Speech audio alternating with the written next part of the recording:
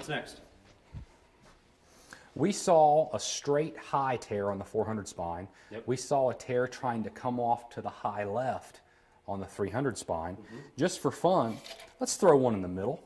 Let's do a 350 spine. Folks, this is the Easton full bore, and it has Easton Super 3D knock on it. Now, I don't know, but I'm guessing that it's going to be somewhere in between. It might run semi-close to, fairly clean. Still could be a fuzz high, but this is a little stiffer than the 400 spine, and I expect it to maybe bring some of our directional tear back.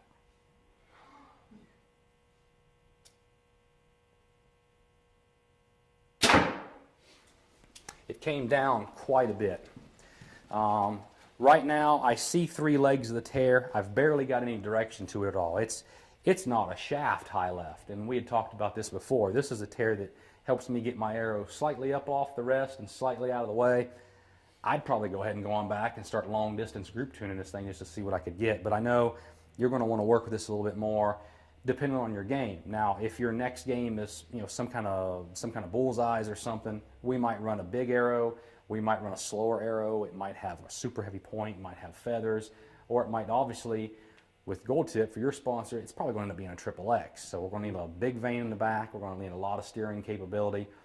And, if we were to stiffen it up some, it's probably going to bring it in a little tighter for us. So I just wish I could find one place that has everything I need in archery. That too much to ask. Dad, just go to LancasterArchery.com. They have everything.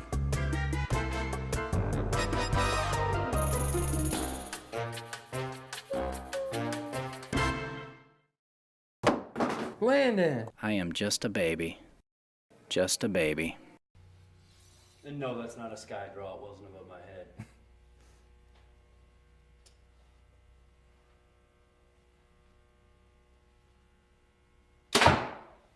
Ooh, that was ugly. why are you torquing the bow? Why are you doing this to me? All right, that gave us all of our directional tear back. It's a little bit high. Now bear in mind it's a triple X, so it's great big fat. It's big as a house. But it came in a little high. Now, if I wanted to fix this right now, I would raise your rest up a little bit. Or I would show you some other things I might do. Now, you really want this for indoors. This is for right now, this is for like Iowa. This is Yeah, for this is the only bow I Vegas, all that good stuff. Plus, Let me it's the show only you. bow I got. It's the bow I'm most comfortable. Let me show you what someone might do in this situation. This is the next stiffest arrow we got, and I know that right now currently this isn't going to be any good, but you can get an idea. If Chance had something like that on his Triple X, I wouldn't be surprised if you didn't see him show up with about a 4-inch helical feather. A lot of helical on the feather, 4 inches long, and increase the weight of his point. This point's going to come in a little heavier than that one, and just for fun, let's see what something like this does. And this is the kind of thing that I hope the folks at home start to tinker with. When I start playing with arrows and I'm shooting them and I get down to where I'm like, oh man, I only got like 3 or 4 of these good arrows left, good ones.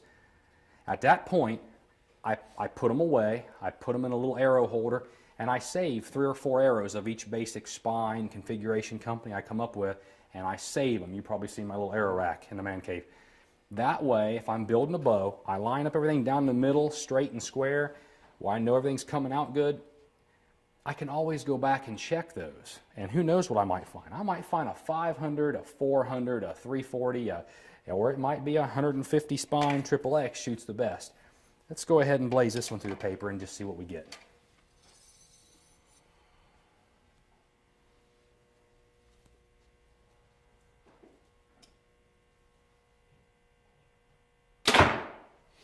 Okay, that got all the height out of our tear, but it gave us a directional tear. It tore straight left. That got the height out, but we got direction. To fix that one, I got 2 options, folks. It's knocked slightly left. To fix that, I either have to take the arrow rest toward the riser, I either have to bring the load on my cables in, so I would either have to deepen the throat on my cable slide, or I could put something in like a one of the best aftermarket cable rods is probably the Arctech. You're going to see shooters like Jesse Broadwater often uses the Arctech just to try to take as much horizontal torque and load out of his bow as he can. I'm not saying you have to do that. In this particular case, we could easily take your arrow rest in, or we could play with that nock. We could change the nock throat diameter. We could change the vanes. Those are some things we can fix this one. If we're lucky here, we've got a lot of shooters that are actually here in the ABB Pro Shop, and they're kind of waiting to get started shooting. I'll tell you what I'd love to do is just blast a few shots through the paper with some different arrows from some different folks, and I would show what we would do to maybe fix them. That might help people, because I hate to say it, your edge isn't showing us a whole lot right now. We've shot a multitude of arrows, and right now they're all slightly high or slightly outside. Now, just for fun, if you wanted to shoot your XXX, you know, I'd probably take this one.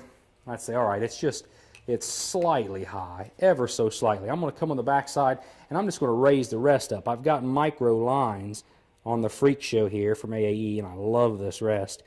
I'm going to take it up a very, very small amount with the micro adjustment, and then I'm going to come in on the side adjustment.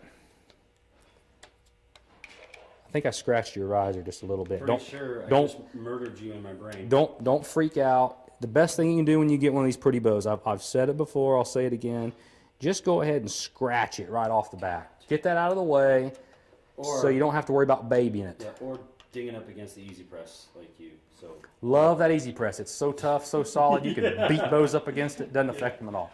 okay.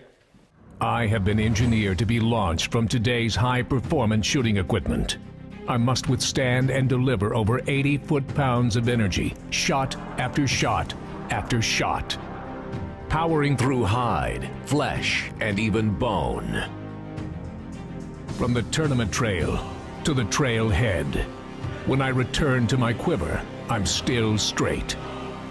I am Gold Tip, the toughest arrow you will ever shoot.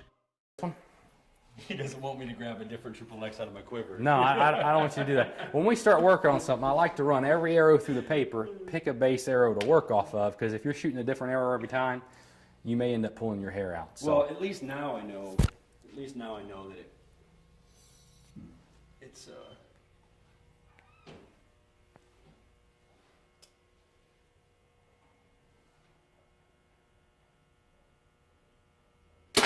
There we go. Now we're clean. Okay. Now, I hope everybody saw everything, you know, that we did. We've got the nice little 3 fletch pattern, all that good stuff. We started off checking some super weak arrows, some 500 spines. We dropped down to 400 spines. When we got into 300s, they started shifting angles on us. scoot this over so you can see this. And when we got down the XXX that he wanted to shoot, we had a barely of a fuzz high left, which I liked, but he's comfortable with the bullet hole. So we ended up moving the rest, shifting it around, and ended up getting the little 3-star pattern. So that's, you know, that's a pretty good starting point. I don't necessarily leave it there.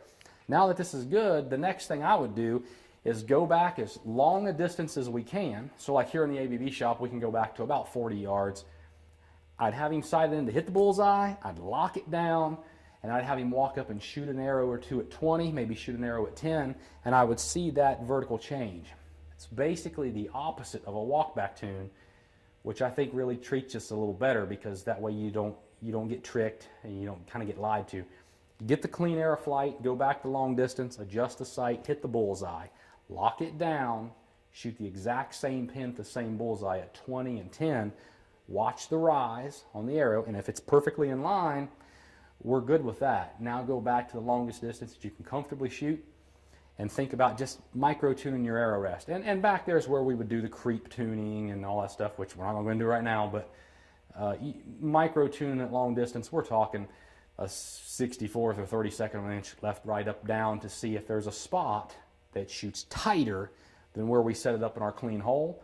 And if it does, just remember, there's no place on the scorecard for arrow flight. It's where the arrows land. And, you know, we want forgiveness, we want repeatability. If we can get the arrow to hit the bullseye once, now we just got to work on us repeating. So that's where we're at. Put your pin on that top bullseye and turn it loose. It'll get you in the ballpark. Right up. Jack, explain what's going on here. All right, we got a few different guys here that have several different rigs, different bows, different arrows, different companies. And, okay, let's go up. I'm going to sneak up on that one while Ryan zooms in. Okay, now this shooter, earmuff shooter, this is quite a bit knock low. If we can see that, you can see one vein here that points up pretty high. That's coming through quite a bit knock low. From here I can tell the shooter's got a spring steel blade rest on. That tells me as his arrow's coming through, it is blasting through the rest and shooting quite a bit knock low. I would need to fix this for this guy because there's a few tears that we can live with and accept. There's some that we don't. We don't always want our arrow to hit through the rest and smash through the rest and ride it the whole way. Almost nobody would go for that. Couple of fixes. We can lower his arrow rest quite a bit, try and clean it up. We can put more poundage on the bow to raise the stiffness of that arrow. We can shoot a weaker arrow. We can make that one longer. We can run a heavier point. Folks, almost any of that would work. One of the last ones that cleans this up almost every time is to put a fall away style rest on it, square everything back up and do it again. Shooter, thank you. I want to.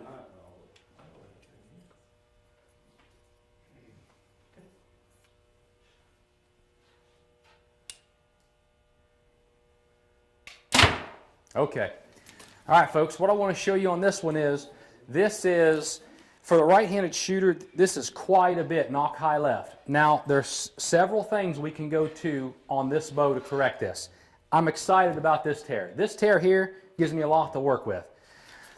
What we see right here is a combination of problems. The knock height is a little too high, and the rest absolutely needs moved in. There's a couple things I could do to fix it. I can take his arrow rest towards the bow. He's right-handed. It's a left tear. I'm going to take the rest towards the bow. The height is quite a bit high. I'm going to raise the arrow rest up to try and clean it up. The other thing I might do here is, this shows too much load on the cables, too much load on the cable rod. I notice he's got an adjustable cable rod bow. One thing I could do to his, start bringing the cable rod and the cables closer to the arrow. That's going to take load off of this. That's also going to clean it up. A couple other things obviously he can play with is he can start experimenting with his arrow spine. He can experiment a little bit with his nock fit. But if these arrows by the charts and according to what should be proper, should be tuning, again, several things we can look at. Bring the rest in, bring the rest up, potentially bring the load off the cables, bring the cables closer to the bow, or possibly a deeper cut, deeper cable slide. And then coming into a last resort, actually I see he's got a bow that has wheels that are able to be moved left and right. They have varied spacers in the top, so they're actually built that way from the factory to be able to shift the wheel, left and right. In that particular instance, I would want to take his top cam and move it outward where the bow thinks you just move the rest in, if that makes sense. A lot of stuff that we could work with on that tear to clean something like that up.